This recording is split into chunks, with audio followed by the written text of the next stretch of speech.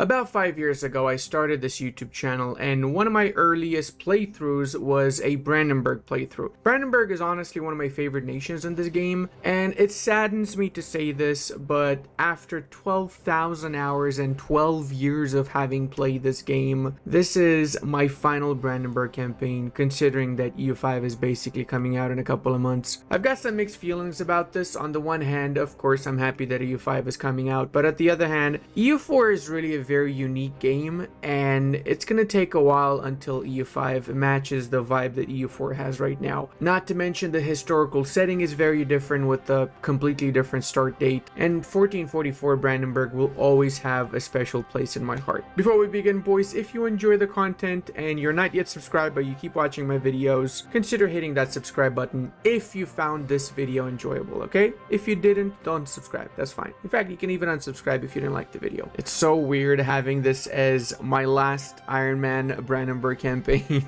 So the first thing we'll be doing is our estates. It's going to be fairly standard. We're giving the +1 mana privilege for all 3 of the estates. Then we're summoning the Diet, going for whichever agenda best suits us, and seizing Crownlands right afterwards. We're not giving many other privileges because we would like to keep our influence as low as possible. I did summon the Diet, and that increased my influence by 5, so if you really want to min-max this and you're playing it out, do not summon the Diet. I just did it because I could get some easy missions like the claim on Rostock, which allows me to basically instantly declare war on Mecklenburg if that's what I choose to do. Very important thing is Brandenburg is to make sure you're on the good side of the Emperor of the HRE, in our case Austria. However, at the start of the campaign, almost always you're not able to get that alliance. So what we're going to do is we're going to get a royal marriage, which will secure a diplo slot with them, so as when we increase our relations with them a little bit more, we will be able to get that alliance. An easy thing we can do to increase the relations is just scornfully insult their rival, so that way we get an extra 25 relations with the Austrians from having scornfully insulted their enemy, so we're actually a lot closer to getting an alliance with them. We're also going to recruit the Free Mercenary Company, which surprisingly is not really free, and we're going to get some alliances with other HRE electors with an emphasis on Saxony unless they rivaled us. Köln, Palatinat, and whoever else we're able to get an alliance with is perfect, because we would like some of these nations to also vote for us as the next HRE emperor. Hohenzollern rule of Brandenburg has been around for a while now, but in EU5 it starts led by the Wittelsbach, and the Wittelsbach were basically just sucking dry the entirety of the lands of Brandenburg. It will take a while for our leadership to properly restore Brandenburg to its might. It's also time to get our rivals. We're gonna try and go for nations that are easy to attack early on, and by easy I mean nations that don't have that many allies, such as for example Brunswick here would make a very easy rival early in the campaign. Volgast also we want to completely wipe out, as well as Stettin, and we're also going to be turning our leader and our heir into generals, just so we have some generals, and also I'm not really that bothered with them passing away considering they are both absolutely dog schnapple. I mean, look at these stats here, man. Now that we also have at least 2 nations voting for us, eventually Köln and Saxony will also choose to vote for us, but that means we can get Imperial Ambition, which means we have an extra diplomat, and we have 25% improved relations boost. That is huge, because the next thing we're going to do is we're going to make sure one of our diplomats is at all times improving relations with especially the HRE electors and emperor, as well as our neighboring nations. Stettin doesn't have any allies, so Stettin would be a perfect first humiliation war for us. We're going to rush for their capital in Stettin city. That way they're not going to have time to pay for maintenance on their soldiers, so their garrison is only going to be 1,000 rather than the 3,000 maximum they would otherwise have. Now I also want to point something out, because there are some people that are very confused about the Fate of Neumark event. Just so we're clear here, the way that you get this event is within the first 20 months it's meant to happen, and you need to have less than 4 loans, which is why we're not giving the burger privilege for the loans. You must not be at war with the Teutons. However, you can be at war just as long as you're not at war with the Teutons. I know there's a misconception that you must not be at war in order to get this event trigger. That is not the case. You just must not attack the Teutons, and that's it. Poland went for the option where they got the Union over Lithuania, so we do have a very strong Poland next to us as consequence now. 1 month has passed, and I will be doing a secondary war, this time against Brunswick, because they only have Goslar as an ally. I believe I can handle Goslar, Brunswick, and Stettin. The end result of this is going to be us getting bring 600 mana points once we enforce in both of these wars. We really need this siege to finish so we can wipe out the Stettiner army before we move in and we attack Brunswick. We are basically in a really bad spot right now, so we need this to fall as soon as possible. Oh, dude, we got the fate of Newmark already. Oh, that is huge. Holy schnitzel, boys. We got 2 more provinces. So now it doesn't matter how many loans we get. We can go for the reclamation of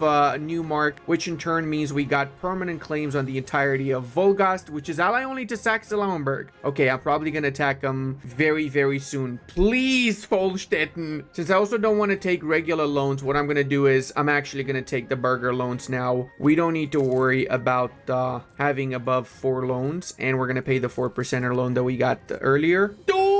Let's go, baby. It fell. Oh my god, this is huge. This is actually freaking huge. So we can crush Stettin and force our demand on Stettin, and then we can just focus on Brunswick quickly before we attack Wolgast. It's basically the blessed RNG, guys. The blessed final run of the Brandenburgians. Avec le Stacken Vapenica room, boys. Now we can go for show of strength, which means we got 100 of each mana points. So if we enforce on Brunswick after this, we're going to be able to be the first nation to grab admin, diplo, and military tech 4, which means we'd end up with 12 innovation. So that's why we're doing 2 humiliation wars. We unfortunately had to full siege down Goslar in order to get him to get out of this freaking war, but it's done now. So we're gonna go ahead and get some war reparations trade power from them, cancel whatever alliances they might have, or instead of canceling the alliance they've got with Brunswick, we could get less money and we could cancel one of the rivals. That way we would get 10 prestige rather than 5 prestige, and we really want to increase our prestige as much as we can. Our troubles are not over though, because something else has occurred in the meanwhile. I just noticed that Wolgast is improving Poland's opinion of them, so if I'm not careful, Wolgast will likely get an alliance with the Poles. That means I have to attack Wolgast within the next couple of months. I have 2 options. Do I push on with the war against Brunswick, which will take a while because they got the level 3 fort here, or do I go for my lands, or do I do both and just mark up? I think honestly the best option right now would just be for me to attack Wolgast, call in a couple of allies that I can, and pray G that my allies do a little bit of the heavy lifting here, because I'm gonna need it. We also have their army right next to us here, so we can wipe out the army and then we can quickly carpet siege the rest of the lands of Wolgast. So that way we basically kind of won the war. Why do I keep getting these horrible events? Can I not get some nice events for once, please? Whilst I'm busy in the northern parts of Pomerania, Braunschweig is actually restoring their army. They got 1,000 soldiers and they're recruiting more. We've basically destroyed their armies again and again. They've lost 13,000 soldiers, but me not pushing for their lands after I wiped out their army means they get the time to recover. So we're gonna have an even longer and more protracted war, which sucks because it means we're gonna get even more attrition as consequence. So we're gonna have to eventually spend some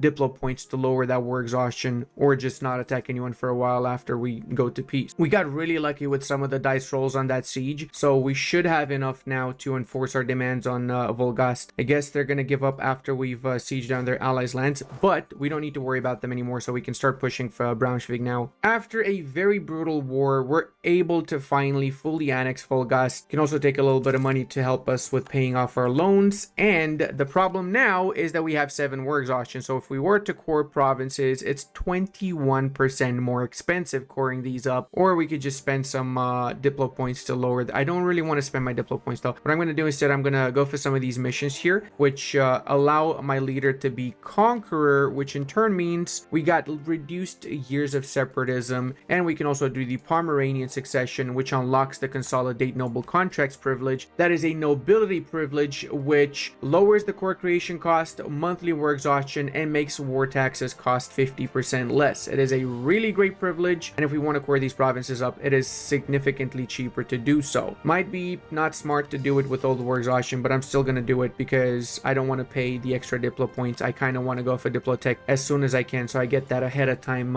trade bonus for the next 10-15 years. Our spy network in Brunswick gives us 10% more siege ability, which means it lowers the fort defense by 10%, but it's time I get my diplomat back. I need to improve relations with all the other electors even more. I likely will be the next HRE emperor at the current rate, which is not the worst thing. I don't mind becoming HRE Emperor. Booyah shaka Braunschweig. Yagon boy, yagon I say. In case you're wondering, that's how native German people speak. And I know, Ludi, if it was me, I would have just pieced out Brunswick a long time ago. Yeah, buddy. Yeah, okay. But look at this. You want to see this? Are you ready for this? Boom, baby. We got an extra 300 mana points, which means we got this and we got this, and we're close to getting this the next month. We're technologically above anybody else right now, and we also doubled in size. We do have one major issue, and that is the Emperor might ask us for unlawful territory. Luckily for us, we managed to get that alliance with them, which lowers the chance of them asking us for unlawful territory. Wait, did we have 150 relations before? I'm actually not sure if we had before 150. Let me know in the comment section. I'm actually curious. Did we have 150 from before? Whatever the case,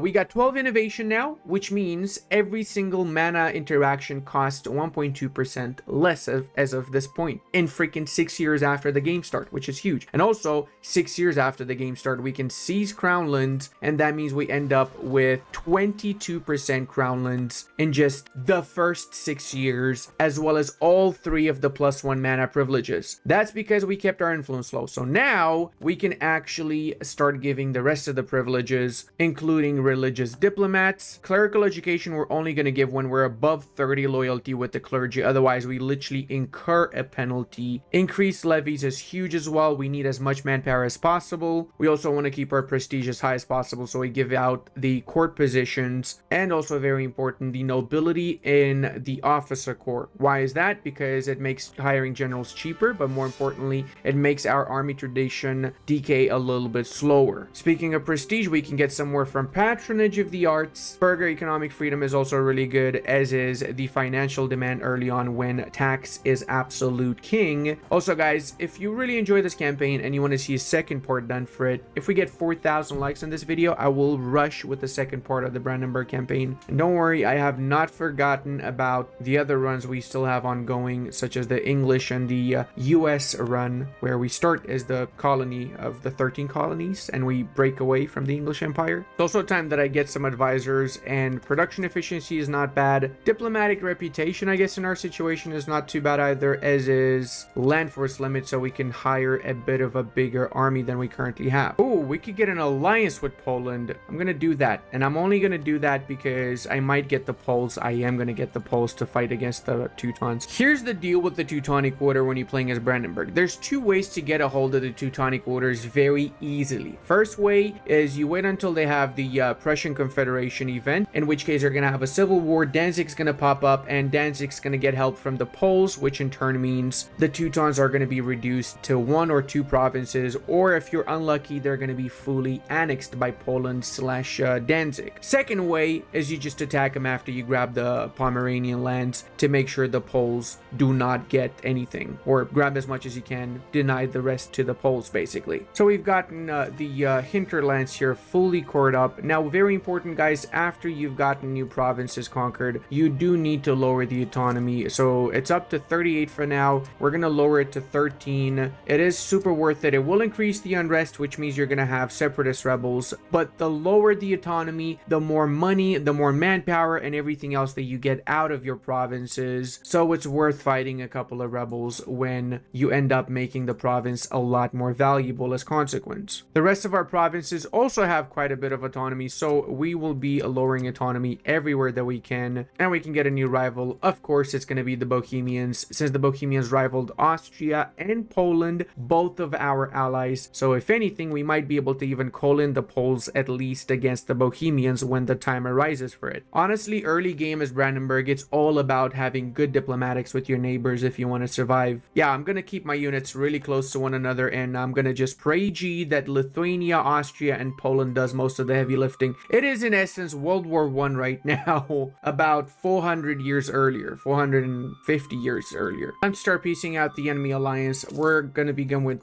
Stettin, which has given us a tiny bit of money, but more importantly, a little bit of extra prestige. Mecklenburg is also in a little bit of a pickle because they are attacked by Lübeck as well. So once we do our peace deal with them, most likely what's going to happen is Lübeck will fully annex, or annex as much of Mecklenburg as possible, I guess. Guess the moment of truth is here. Let's see what exactly Lübeck's going to go for. Also going to be making some peace deals before we get 100% 50% on these nations because I like my allies to focus on Denmark rather than Lithuania. Did I just call the Livonian Order Lithuania? I mean, it's kind of the same thing, right? Surely. Holy mother of God, Lübeck's just fully annexed Mecklenburg, brother. Okay, boys, I'm gonna be making my piss deal. I'll be taking everything I possibly can from the Teutons, and I know it's gonna piss off the Poles. It's not gonna piss off the Austrians because despite the fact me promising them land in order to join the war, they cannot get any of the land. So it's kind of a cheese that you do that, but it is what it is. Okay. All right. So that means war number 1 is done with the Teutons. Whatever the case, the Poles hate our guts now. They got hostile attitude, so they would have broken the alliance regardless of us giving them lands or not. We're going to go ahead and lower the war exhaustion, core up the newly conquered provinces, and now we're also going to be focusing on our next target, which is going to be either Bohemia or Lübeck, depending on the easiest one to attack, really. Kind of just RNG, really. I'm going to attempt to keep the alliance with the Poles, so I'm improving relations. I'm trying to get my favors carried with them, but it's very doubtful that they're gonna still want to be my friends. Hey, the last jousting tournament. That is huge. We get 10% morale of armies and yearly army tradition. We go ahead and scornfully insult the Bohemians. I get a little bit of power projection and I get increased relations with the Poles too from that. So that way we might even be able to keep them around. Nope. They just went full on Schnitzeldorf and said, screw you, Brandenburg. Well, you know what, Poland? I will beat you to the pie, and the pie is indeed the Teutonic Order. I'm gonna grab the rest of it, and there's nothing you can do about it. Okay, this can either be the biggest bait or the greatest event ever. We're gonna spend 25 legitimacy. Please be decent. Oh my God. That is not decent. That is a god. That is a god riding amongst men right there. And this mother lover will win a buttload of wars for us. Holy schnitzel. Now, I'm going to replace my Polish alliance with a Hungarian alliance. Fingers crossed we'll be able to use them against the Bohemians because they also have interest in grabbing some Bohemian lands and even some Polish ones for later activity. Oh, and we can even ally our former enemies here of Danmark. In case you were thinking that this nation is pronounced Denmark, you're wrong, okay? That's totally not how they pronounce it in Danmark. Danmarkian people love it when you call them Danmarkians. It's exactly how they like to be called. Wait, these guys have less than 1,000 units and I just allied them? That is the fastest canceling of an alliance I've ever had. Holy mother, I didn't even realize they got it. I was wondering why are they so willing to ally me? It's because they're about to die and they want me to go down with them. I am not going down with that ship, Danmarks.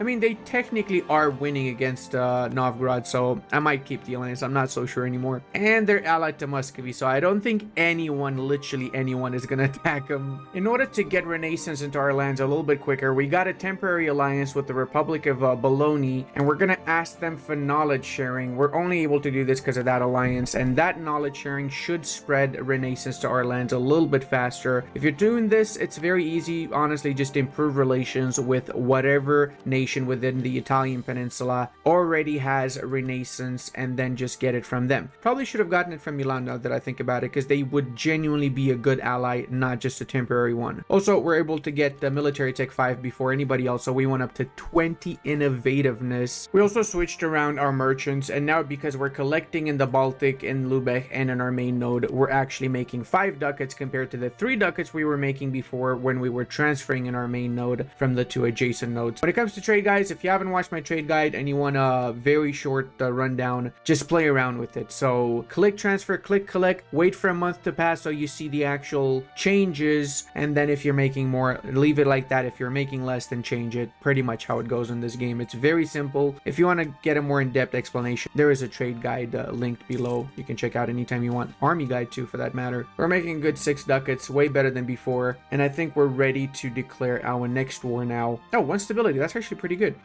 Could I possibly get 2 stability and then we go 3 stability? Yes, we could. Oh, that's really, really good, actually. Especially since it means we're going to get some more institutions spread from that extra stability. We're also going to do a quick cheeky war against Lüneburg. Oh, actually, I could probably call in, not Palatinate, Saxony, and maybe I can give the Saxons some of the lands in Magdeburg. I'm kind of okay with that. Okay, we actually can give the entirety of Magdeburg to Saxony. Why am I doing doing this, you ask? Because that way we get rid of another nation that has some aggressive expansion with us, and it's likely the emperor is going to ask for unlawful territory from Saxony because they're not allied and they don't have good relations. So then when that happens, we have a free nation. We can either attack or do whatever we want with it, right? Now for Lüneburg, we're going to be not fully annexing. That's 20 aggressive expansion we'd be getting, which is not much, but we want to use our aggressive expansion for the Bohemian War. So that's why we're going to instead vassalize Lüneburg and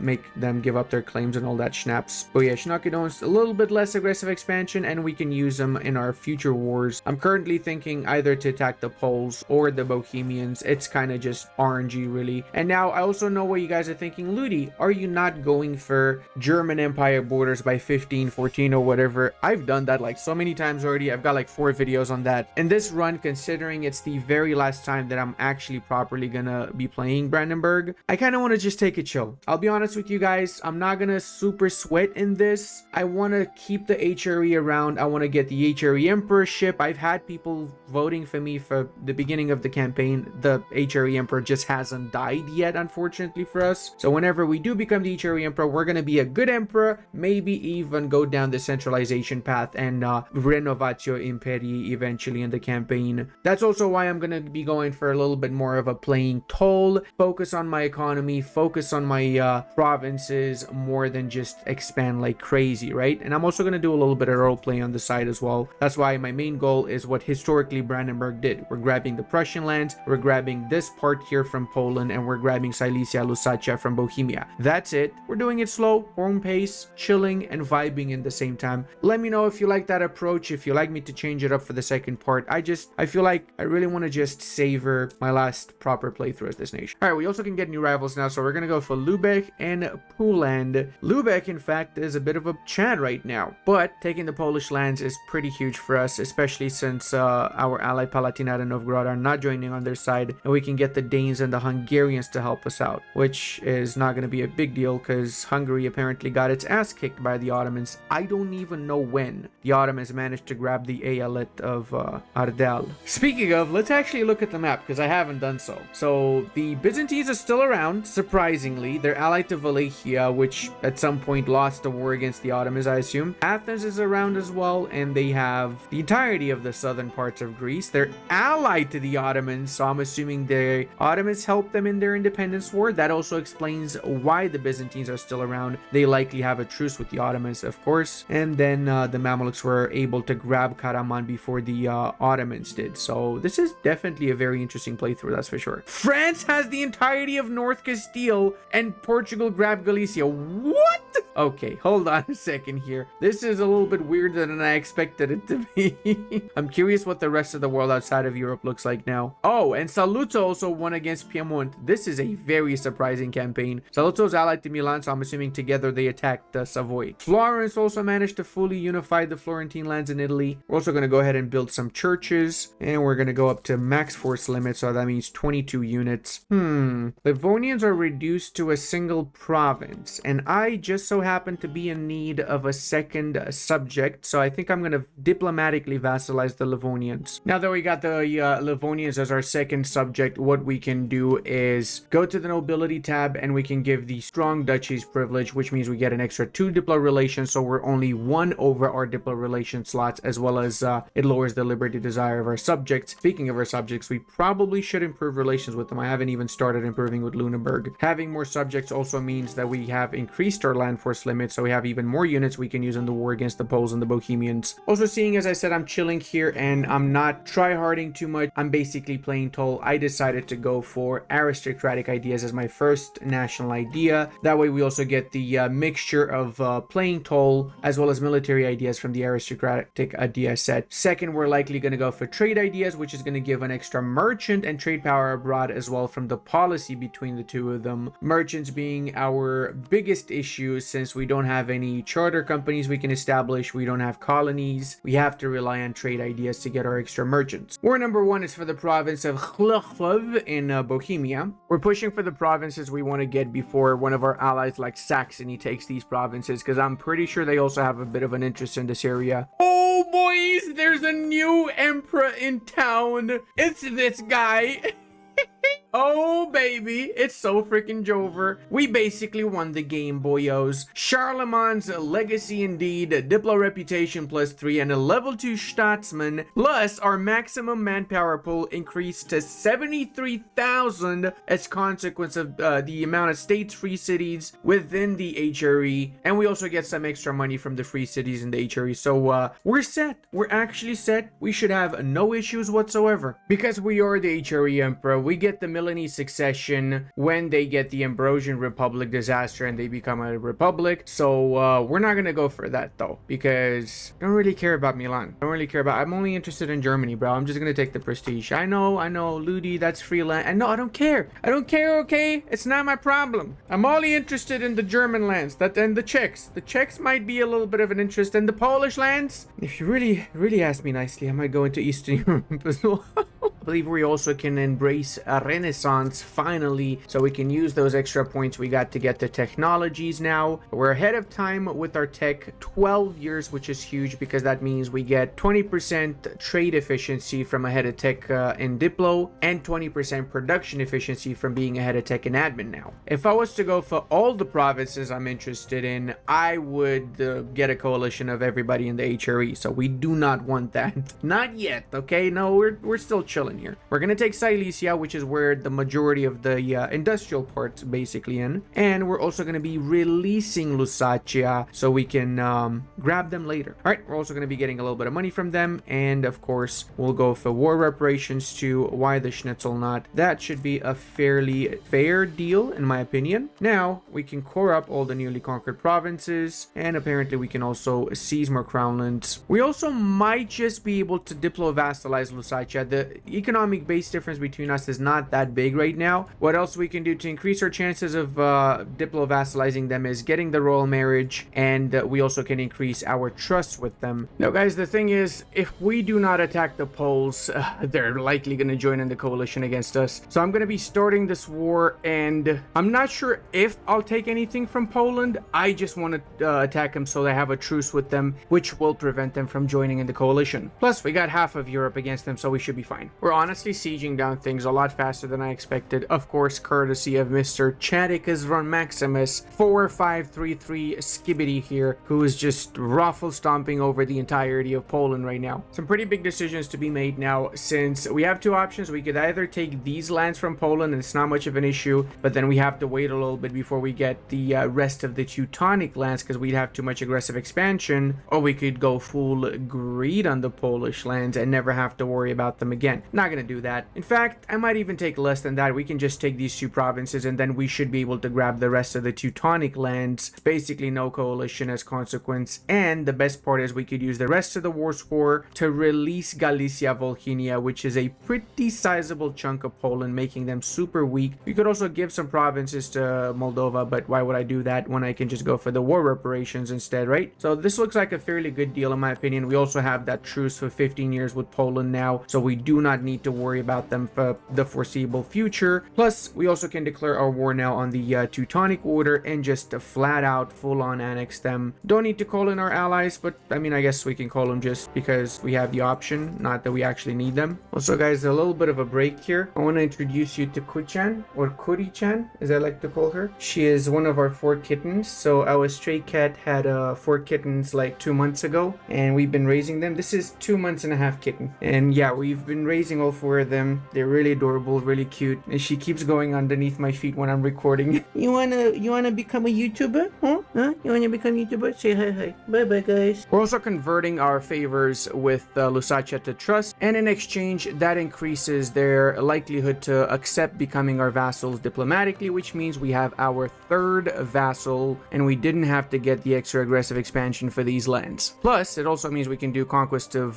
Silesia, which means that we lose 10 autonomy and Silesia, and from now on every time we promote a culture it will reduce our aggressive expansion by -3, which is honestly very juicy if you use it properly. So we can get until the end of the game 25% chance of new heir, but we did not in fact get the union over Ansbach and all the other nations in the south here, Ansbach and Bayern. That feels really bad. We also got a buttload of rebels that we got to get rid of now, boys. Let's go ahead and prioritize that because I really would not like to see see these pretenders around. Wait, Munster would like to become our subject diplomatically. Oh, that's because Munster is reduced to a pickle. This is the size of... A pickle is all that Munster is and all that they're ever going to be. We're going to use that extra money we got to just build up around our country as much as possible so we increase our economy. And it seems like the Teutons have unconditionally surrendered. Would it be too much aggressive expansion if we were to fully annex them? That's the real question. Would it be a little bit too much? Maybe we can wait until January. And if anything else, we could also accept some more cultures, which should reduce our aggressive expansion too, right? All right, let's see now. So it is going to be actually enough. All right, let's go for the full annexation. Boom, cancel their claim on Memel. I'm too lazy to wait for Riga. It was on 35 4 ticks. It didn't fall. So as far as I'm concerned, it can go schnappeldupe itself. Now we got the entirety of the eastern borders that we want for Brandenburg, plus or minus a couple of provinces, which we're going to get from the Poles later. And we also can do the Prussian expansion mission now, which automatically accepts